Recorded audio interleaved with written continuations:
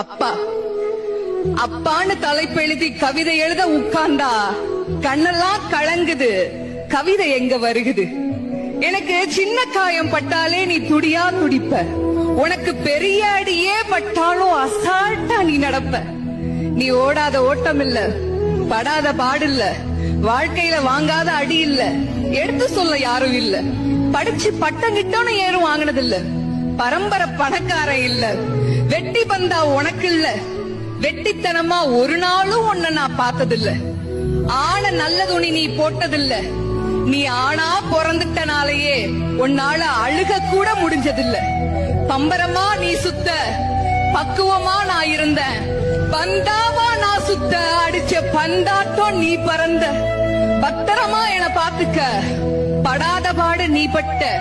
அதனாலதான்ப்பா ஆண்டவனே ஆனாலும் அப்பாவுக்கு அப்புறம்தான்.